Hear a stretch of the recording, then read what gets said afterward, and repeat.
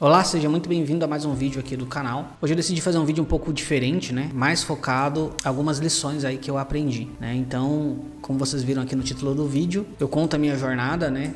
Até coloquei um título apelativo aí, que eu ganhava um salário mínimo, isso é verdade, uma etapa da minha vida lá no começo da minha jornada profissional, eu ganhei salário mínimo, que hoje faturo mais de 20 mil reais por mês, porque eu tenho uma agência, né? Uma pequena empresa ainda, uma pequena agência, e a gente tem um faturamento acima de 20 mil e eu trabalho em casa. Então, isso é verdade, eu coloquei um pouco chamativo, mas o foco não é nem a questão do faturamento, nem nada disso. É claro que sim, é muito gratificante a evolução, ainda é só o começo para mim, mas essa evolução é muito gratificante, mas a ideia aqui é eu compartilhar esses aprendizados, né? Alguns desses aprendizados, tem muito mais, mas eu separei alguns aqui que me ajudaram nessa jornada, ajudaram nessa evolução profissional e também na evolução pessoal, né? Então, eu não vou enrolar muito, vou tentar fazer um vídeo aqui direto ao ponto e compartilhar esses aprendizados com vocês, essas histórias, como eu aprendi e como eu tenho aplicado aí no meu dia a dia. Show? Vamos lá. Eu vou começar contando aqui um aprendizado sobre liderança e sobre aprender a priorizar. E eu coloquei aqui esse título desse aprendizado como pão com manteiga, tá? Uma vez eu trabalhava numa empresa e eu tinha acabado de ser promovido para supervisor, até na área de logística dessa empresa. Eu já trabalhava lá há mais de um ano, né? Como assistente, e aí surgiu a oportunidade e eu fui promovido para supervisor. E aí, logo depois da promoção, o empresário, né, o empreendedor ali, que era o meu chefe na época, ele me levou para tomar um café numa padaria ao lado dessa empresa que eu trabalhava. E aí nós chegamos na padaria, eu fiz o meu pedido e depois ele fez o dele. E aí eu tinha pedido lá, não lembro se era um pão com ovo, com café, um pão com queijo e presunto, né, um misto que a gente fala. Algo assim, era na parte da manhã, era bem cedo. E o empresário, depois que eu fiz o meu pedido, o empresário falou: olha, eu vou querer um café com leite, tal, e eu vou querer um pão com manteiga na chapa. E olhou pra mim e falou: Lucas, pode ser um pão com manteiga na chapa pra você também? Só que eu já tinha feito o meu pedido. E aí eu pensei por uns 2 segundos e falei: olha, eu já pedi o que eu quero, né? Eu já fiz o meu pedido. E aí tudo bem, né? Isso ficou por ali. E aí depois, durante o café, ele falou: Lucas, na verdade, isso foi um teste para ver como você iria reagir à minha sugestão para trocar o seu pedido, para trocar o que você de fato queria. E você passou, você não mudou, né? Mas eu senti ali um pouco de falta de confiança. Você titubeou por alguns segundos antes de me responder que você já tinha pedido e que era aquilo mesmo que você queria. E quando a gente é líder, quando a gente, né, é gestor, nós temos que ter essa confiança. Nós temos que ter essa confiança de, sim, temos que ouvir os liderados, isso é uma coisa que é super importante, mas ao mesmo tempo, quando você decide, você tem que, né, não pode titubear nas suas decisões. A partir do momento que você decidiu, você tem que seguir firme até que o cenário mude, até que alguma coisa mais importante surge e talvez você precise rever, mas não pode ser tão simples assim. E aí é uma lição que você tem que pegar, que é de não dizer sim para todo mundo ou não dizer sim para tudo, né? Não querer agradar as pessoas. E eu aprendi muito com isso, porque de fato era um desafio que eu tinha, né, de querer ser aceito, entre aspas, de querer agradar, e em alguns momentos eu acabava cedendo ou não me posicionando,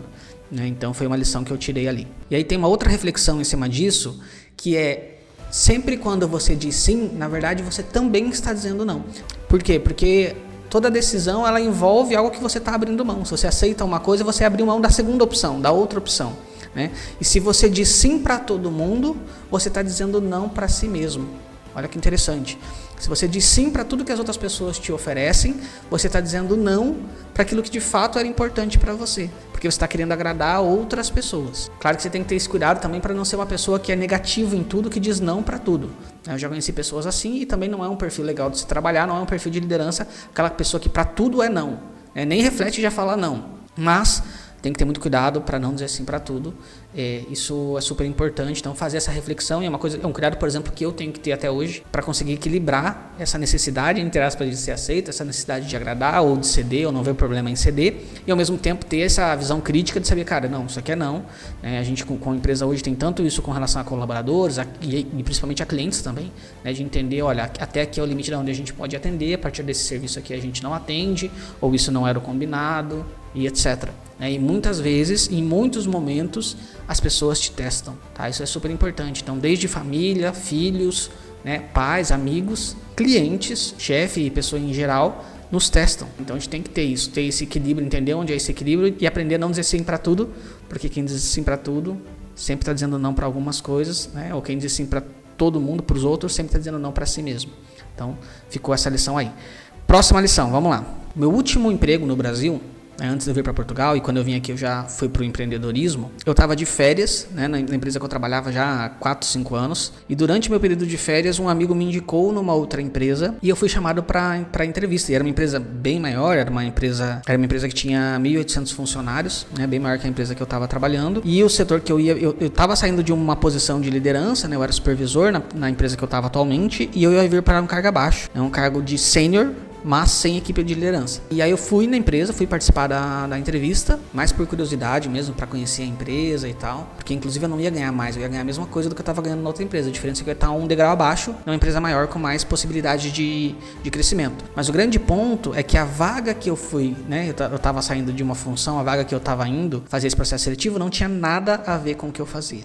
Nada a ver. Eu estava saindo de uma área de planejamento, que era de escritório, de back office. Eu era supervisor de planejamento de uma empresa e eu estava indo para uma área de compras, né, de suprimentos, de comprador numa outra empresa, que aí envolve negociação, envolve relacionamento e tal, e era uma coisa que eu não tinha muita experiência, não tinha experiência nenhuma, na verdade, nunca tinha trabalhado com compras diretamente ou com vendas diretamente. Mas aí durante a entrevista, né, foram feitas várias perguntas, então primeiro eu falei com o coordenador, e aí esse coordenador gostou do meu perfil, e aí nos últimos minutos da entrevista ele falou, olha, eu vou chamar aqui o gerente, então que era quem estava acima dele, para o gerente te conhecer também e a gente ter uma opinião dele também. E aí o gerente veio, me fez mais umas últimas perguntas, e aí no final ele falou, Lucas, olha, eu gostei do seu perfil, acho assim que você tem um currículo legal, uma trajetória legal, mas me preocupa que você nunca trabalhou em nada relativo, né, nada similar ao que a gente faz aqui.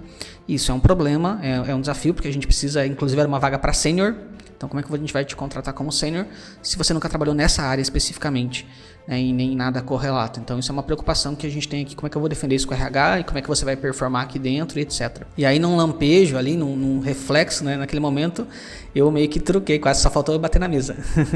É brincadeira, mas eu, entre aspas, truquei ele, né, eu falei assim, olha, de fato isso que você está me falando é verdade, eu não tenho experiência especificamente nessa área. Se você analisar o meu histórico, o meu currículo, aí você vai ver que todas as empresas que eu passei, eu tive várias promoções, né, em todas as empresas que eu passei, eu pedi para sair ou eu fiz um acordo para sair, né? Em nenhuma delas eu fui desligado nem nada, e muito disso é porque eu sou uma pessoa que eu sou autodidata e eu realmente me importo e me comprometo com as empresas que eu trabalho, né? Inclusive, se a gente fechar a contratação aqui, eu preciso de um tempo para fazer o desligamento da minha outra empresa, não vou abandonar o barco lá, eu estou de férias, então tenho esses dias de férias para ir avisar, já vou avisá-los lá, né, para eles se prepararem, mas inclusive quando eu voltar eu preciso de um tempo para conseguir passar as minhas atividades, porque eu já tenho um braço direito lá para que ele assuma.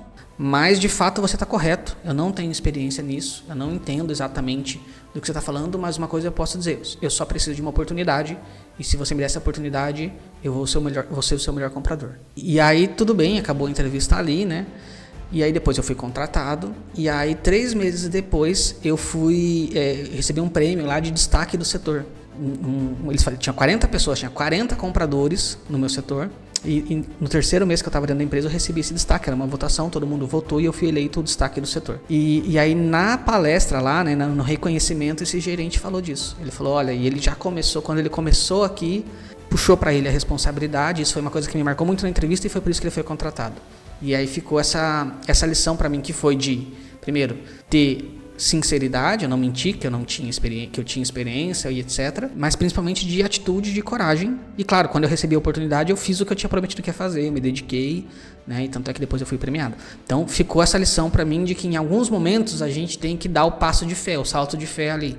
Nem tudo você vai estar preparado para fazer, nem tudo você vai estar pronto para fazer quando a oportunidade chegar. O ideal é que sim, você se prepare sempre, antes da oportunidade chegar, mas em alguns momentos você não vai estar pronto, você não vai saber, mas você tem que encarar mesmo assim. E aí até eu vou emendar aqui um outro exemplo, tá? Eu vou passar pro próximo, nem estava na minha lista aqui, mas eu lembrei dessa história e vou contar porque tem tudo a ver com o que eu estou falando agora. Que é isso de que às vezes a gente não está pronto e a gente precisa abraçar a oportunidade. Quando eu cheguei aqui em Portugal, eu tinha saído lá dessa empresa, inclusive eu pedi desligamento lá no Brasil depois de 1 ano e meio, mais ou menos, nessa empresa, porque eu mudei de país. Eu estava mudando de país, então pedi meu desligamento, avisei eles com antecedência de 6 meses, fiz todo o processo mais correto possível para ter portas abertas.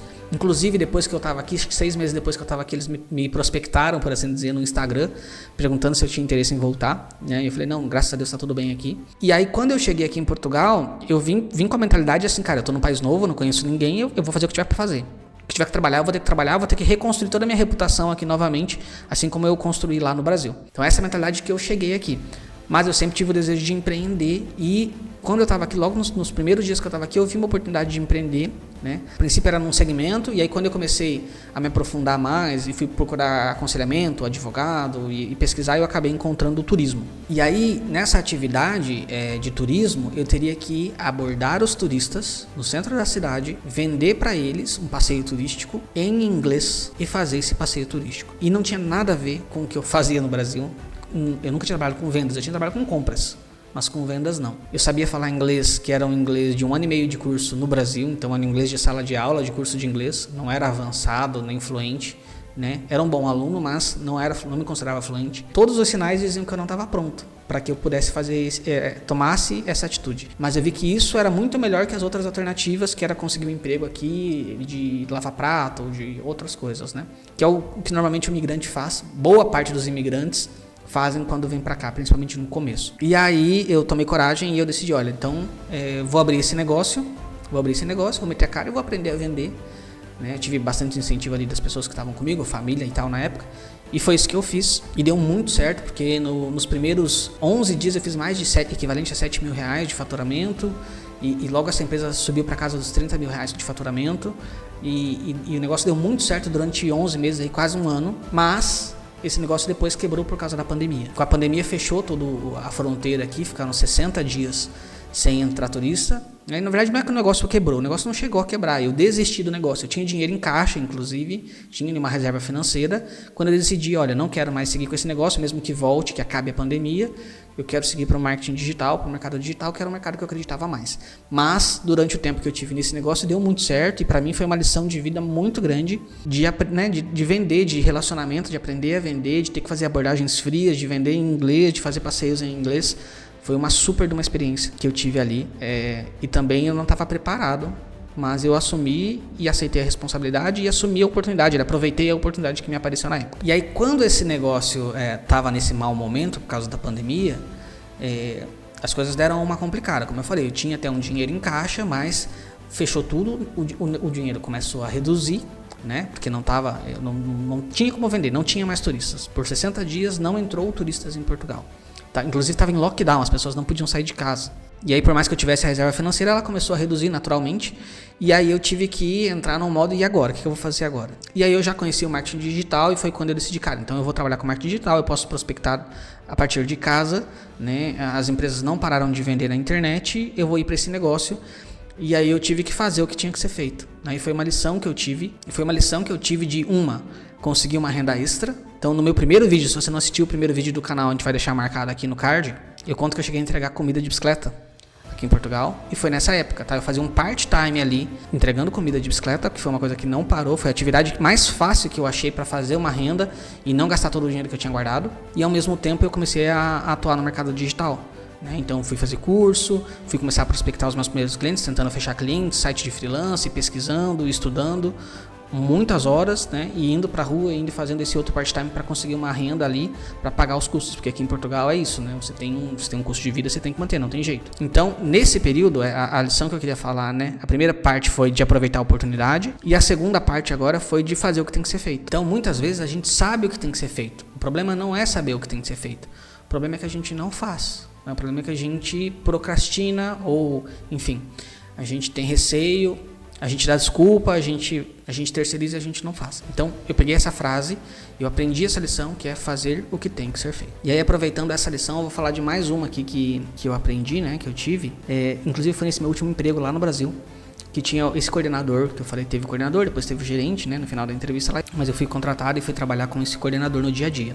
E ele usava uma frase muito engraçada comigo e com a equipe toda, que era tira do colo.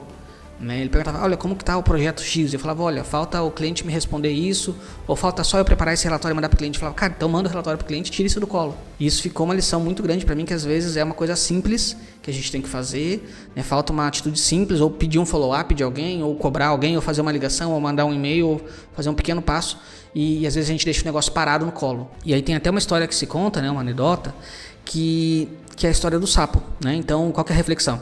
Imagina que você tem uma doença muito séria, que você tem 6 meses de vida, né? Só 6 meses de vida, você foi diagnosticado com essa doença e daqui 6 meses você vai morrer. Não tem jeito. Você só vai piorando até que em 6 meses você vai vir a óbito. Mas o médico diz que existe uma cura para essa doença, só que para você receber essa cura você tem que comer um sapo. Aquele sapo, imagina aí, um sapo bem nojento, bem verde. Você tem que comer esse sapo e se você comer esse sapo, você vai ser curado e você não vai morrer. E aí ele fala, olha, não faz diferença, você pode comer ele agora ou você pode comer ele antes dos 6 meses. Se você comer, você vai ser curado e tá tudo bem. Então você tem esse prazo aí para que você coma logo esse sapo. E aí você tem 2 opções, né? Ele te dá o sapo, você leva para casa, num aquáriozinho ali, e você coloca esse sapo do lado da sua cama ali, na mesa de cabeceira. E aí você tem 2 opções. Ou você vai acordar todos os dias, vai olhar pro lado, vai ver o sapo ali no aquário, vai pensar, puxa, eu tenho que comer esse sapo, mas ele é nojento, né? Olha como esse sapo é nojento. Olha que coisa horrível, como é que deve ser o gosto disso? E você pode ficar nisso todos os dias, acordando, né? Ou quando volta pro quarto, ou quando vai dormir, vê o sapo ali e pensa que você tem que comer esse sapo para poder salvar sua pele, para poder salvar sua vida. Ou você pode no primeiro dia, né? Talvez antes de chegar em casa, ou assim que você chega em casa, você criar coragem, trancar a respiração e comer o sapo logo e pronto. E está resolvido e está curado. E isso, esse sapo, ele muitas vezes ele significa decisões difíceis, né? Ou ações que a gente tem que tomar na vida. Coisas que a gente tem que fazer na vida. Pode ser tarefas que você tem que resolver no seu trabalho, no seu dia a dia. Ou pode ser até alguma decisão, alguma coisa que você sabe que você tem que fazer na sua vida.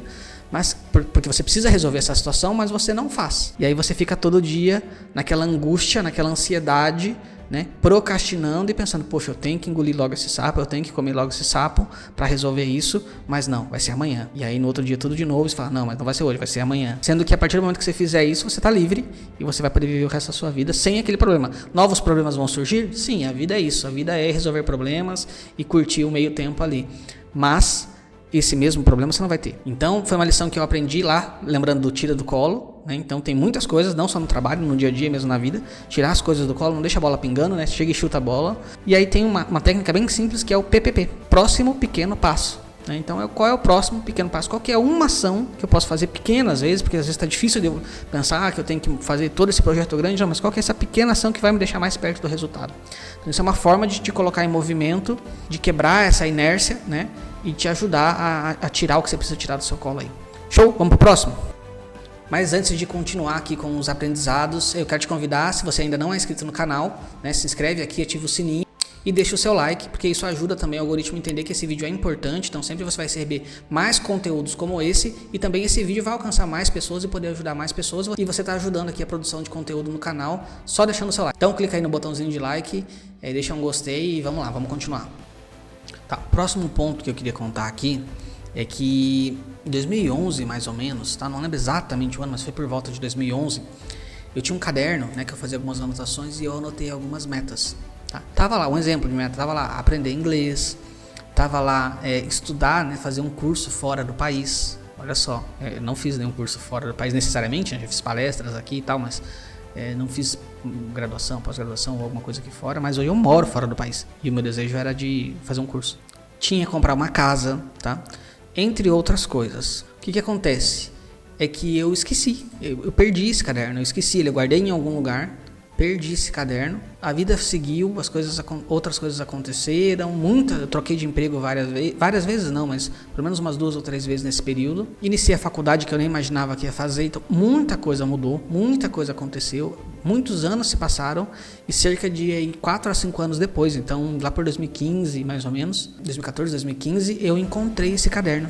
E eu peguei para ler de novo, né? Eu fui vasculhando ele, não lembrava nem dessa folha, nem lembrava que eu tinha escrito essas metas. E aí quando eu encontrei esse caderno, cara, sei lá, 70% do que eu tinha escrito eu tinha feito. Tinha feito igual ou muito parecido. E desses 70%, por exemplo, tinha comprado uma casa, tava fazendo faculdade já, muitas coisas que eu nem imaginava estavam acontecendo. E aí coisas que não aconteceram na época, como falar inglês, por exemplo, como fazer um curso fora, que hoje eu moro fora, essas coisas vieram acontecendo anos depois, mas elas se concretizaram. E aí uma outra coisa interessante que aconteceu recente foi em abril agora. Abril desse ano, a gente está reestruturando a empresa aqui para crescer e etc. E aí eu fiz uma lista de metas que eu queria fazer, né, de ações no caso, para o mês de abril. Eu separei por semana ou por dias ali, do dia 1 ao dia 10 eu vou fazer essas ações.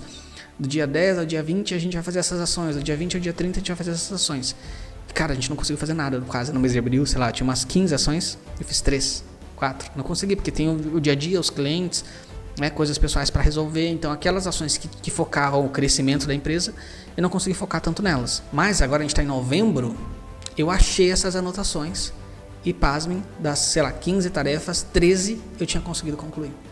Né? Então não foi no tempo que eu queria, né? Não foi ali dentro do mês de abril, se passaram vários meses, né? 5, 6, 7 meses, sei lá. Mas aquilo que eu tinha escrito e que se torna importante para mim, eu não sei como, porque eu não voltei naquilo, eu perdi aquela lista. Eu não voltei ali, não fiquei acompanhando aquela lista específica. Mas a partir do momento que eu botei no papel, é como se eu cravasse na minha mente também. Olha, essas ações, essas que eu tenho que fazer. E aí alguns meses depois eu percebo que muitas daquelas coisas, né, a maior parte daquilo a gente já tinha conseguido concluir. A lição que eu tiro aqui, fica muito claro, né, e depois, claro, que eu já li livros sobre isso, tem o Metas aí do Brian Tracy e outros livros, que é o poder que tem você colocar as coisas no papel. É o poder que tem você escrever as coisas que você quer fazer ou as coisas que você está pensando. Tirar de dentro da cabeça e colocar no papel. É como se você tornasse isso mais próximo da realidade, mais físico. Então, tudo que é criado no mundo, se a gente pensar, né, das coisas que o homem faz, todas as realizações do homem, elas começam primeiro numa ideia. Então, alguém teve uma ideia de fazer uma coisa. Só que as maiores realizações do homem, elas passam da cabeça, da ideia, do pensamento, para o papel, para um projeto, plano de negócio, para uma empresa. Sai da cabeça, né, e vai para o papel.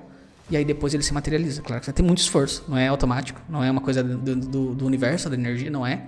É com ação mesmo, é com trabalho. Mas ele tem esse processo.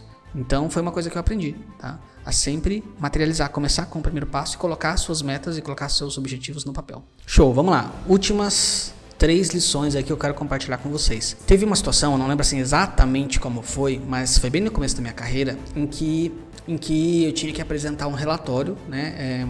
Entregar um relatório para o meu supervisor, e o meu supervisor ia entregar esse relatório para o banco. O banco era o nosso cliente, nós prestávamos serviço para bancos. Então não lembro se era Banco Itaú, Santander, que banco que era que ia receber aquele relatório. Mas eu ia fazer, o meu supervisor ia validar, e aí a gente ia enviar isso para o banco. E eu fiz o relatório, só que isso foi uma coisa meio assim, de urgência, né? Foi pedido de um dia para o outro, com 2 dias, sei lá, mas não, era um prazo para nós, um prazo difícil de cumprir. E eu fiz aquilo bem correndo, e aí quando eu cheguei na mesa do supervisor para apresentar para ele, para mostrar para ele, a primeira coisa que ele me perguntou foi: Lucas, você tem certeza que esse relatório é o melhor relatório que você consegue me entregar? Ele falou: porque eu vou parar, eu vou avaliar e a gente vai mandar isso pro banco. E a gente não tem essa opção de entregar algo meia boca. Por mais que eles pediram correndo, cliente é cliente, a gente tem que fazer o nosso melhor. E aí eu engoli seco, né? Tive aquela sensação de, putz, será que eu fiz o meu melhor? Eu fiz correndo, porque e tal. Era bem no começo da minha carreira, eu era um profissional júnior, ainda junior, né? E eu voltei pra minha mesa, refiz o relatório, né, entreguei. Só que eu tirei uma grande lição dali, que a partir daquele momento eu decidi, cara, nunca mais alguém vai ter essa possibilidade de me perguntar se eu fiz algo bem feito ou não, se eu dei o meu melhor ou não, e eu não vou ter certeza que eu dei o meu melhor. Então, a partir daquele momento eu decidi, cara, sempre vou ter que fazer o melhor que eu conseguir. Pode não ser o melhor de todos, né, o melhor do mundo, a melhor forma de fazer aquilo, mas vai ser o meu melhor.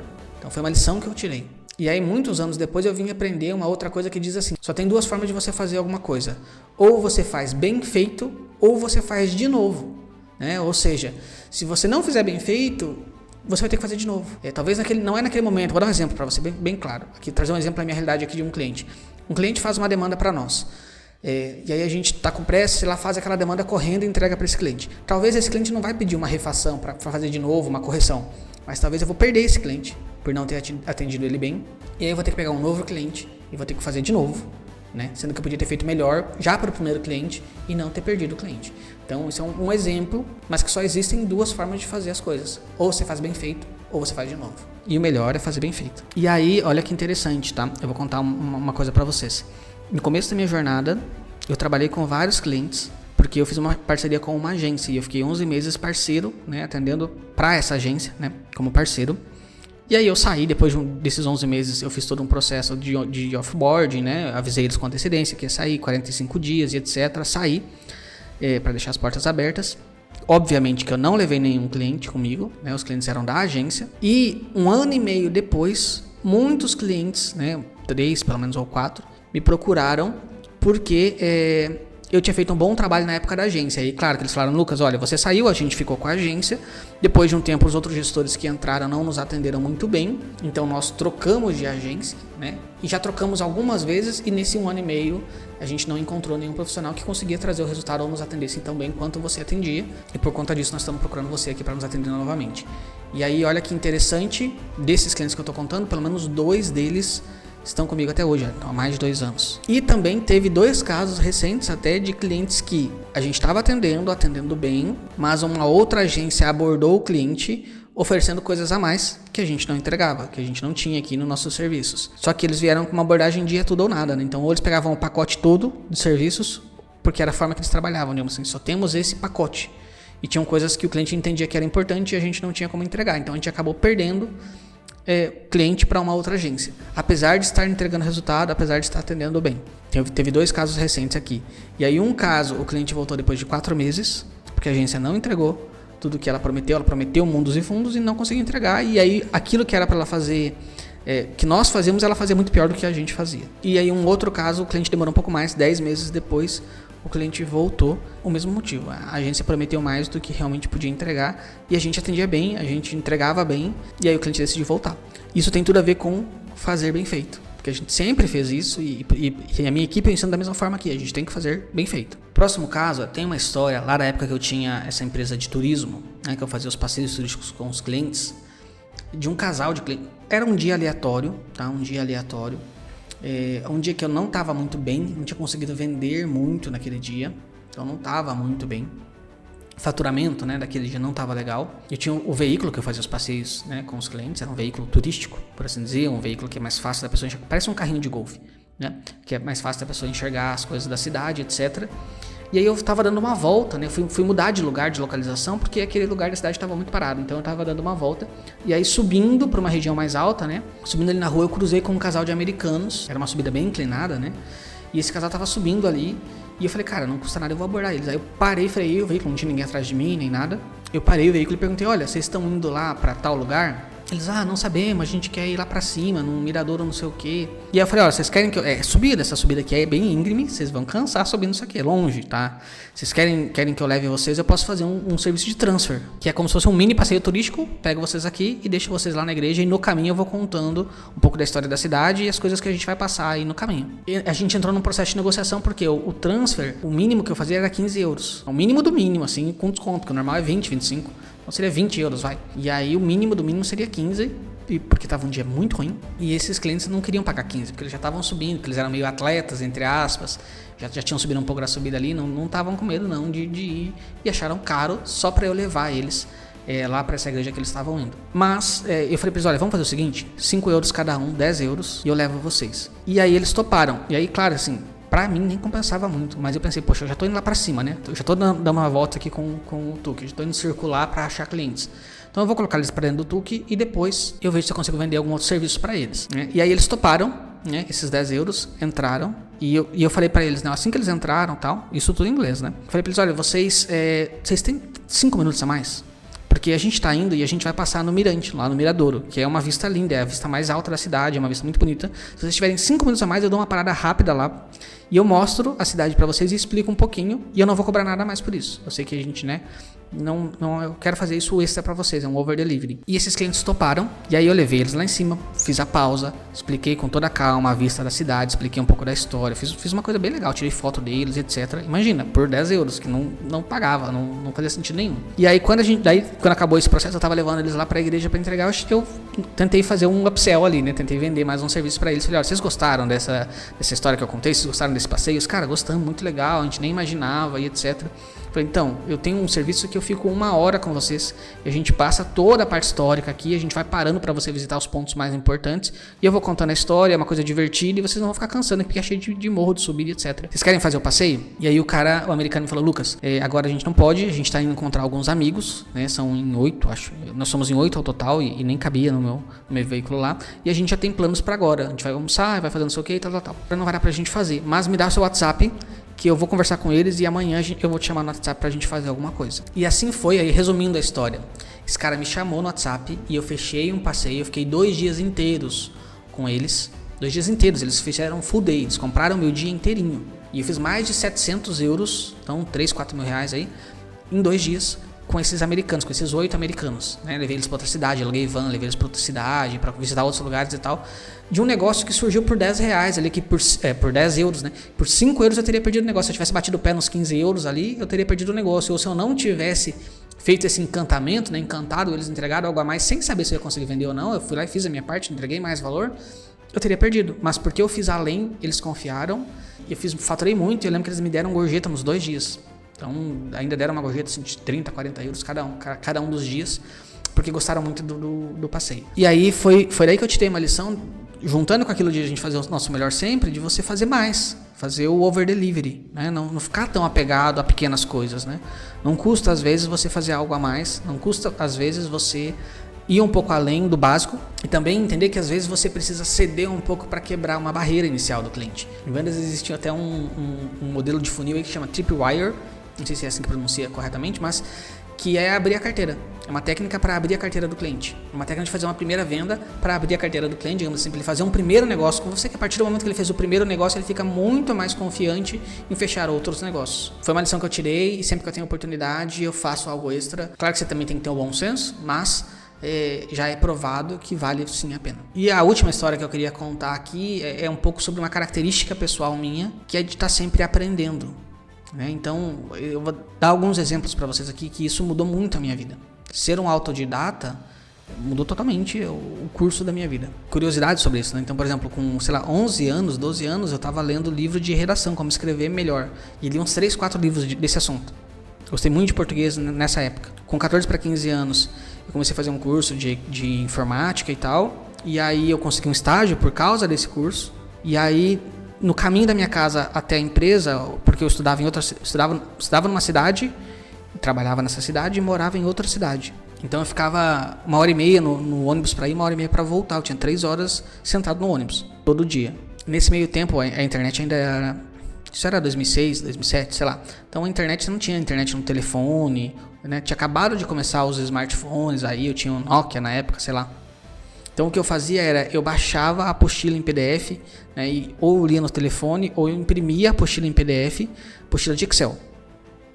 E estudei, eu li mais de 14 apostilas de Excel, e aí me tornei, entre aspas, um especialista ali da empresa de Excel. Fiquei muito, muito bom em Excel, macros e programação no Excel, automação no Excel. Isso foi um primeiro diferencial que eu tive nesse meu primeiro emprego, fez eu crescer muito. E nesse primeiro emprego eu cheguei a ganhar 8 salários mínimos por mês, da época, né, salários mínimos da época. Então, com 18 anos eu ganhava muito, muito, muito dinheiro por causa que eu tinha aprendido Excel.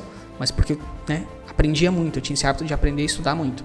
Depois disso eu aprendi a programar, depois disso eu aprendi a falar inglês, aprendi BI, Business Intelligence, que é relatórios, ler relatórios e estudar dados, né, estatística, etc. Sempre aprendi sobre empreendedorismo, né, e hoje tenho a agência. Tráfego pago, que foi a grande última área de atuação, né, que é um movimento que eu fiz 3 anos atrás, um pouco mais de 3 anos. Troquei totalmente de profissão, vim pro digital, aprendi tráfego pago e hoje tenho uma agência no segmento aí, tudo por causa, e continuo aprendendo. O principal é isso, eu ainda tenho o hábito de ler, fazer muitos cursos, estudar, e é mais sobre conteúdo. Para adquirir conteúdo eu nem gasto muito tempo em rede social, na verdade eu gasto mais tempo quando eu gasto no YouTube e é vendo vídeos sobre negócios, ou sobre tráfego pago, marketing e estudando. Então ser autodidata é uma coisa que mudou muito a minha vida e eu acho que se fosse um conselho que eu poderia dar para todo mundo seria isso também. Nunca pare de aprender, nunca pare de estudar, porque o mundo está mudando muito rápido e se a gente parar de estudar, a gente fica para trás. Show? Então é isso, os conselhos que eu queria trazer aqui, alguns aprendizados, né, que eu trouxe da minha jornada. Espero que você assista esse vídeo mais de uma vez, tá? Eu sei que ficou um pouquinho longo, mas vale muito a pena você tirar esses aprendizados, anotar esses aprendizados e colocar em prática, porque o que vai fazer diferença não é você ouvir, não é você saber, mas é você de fato aplicar. Se você gostou do conteúdo, deixa o seu like, não esqueça de se inscrever no canal, ativar o sininho ali para você receber os próximos vídeos e também compartilhe esse vídeo com alguém que você acha que vai se beneficiar desse conteúdo. E eu queria ouvir de você qual que é o aprendizado que mais chamou sua atenção e se tem alguma coisa que eu não coloquei aqui, qual que é o grande aprendizado da sua vida. Compartilha comigo, vamos trocar experiência, né? Então eu falei aqui, eu queria ouvir de você, deixa nos comentários qual que é o grande aprendizado da sua vida, né? Ou alguns aprendizados que você teve aí, compartilha comigo nos comentários e eu vou tentar responder todo mundo. Não esquece de curtir e se inscrever e eu te vejo no próximo vídeo.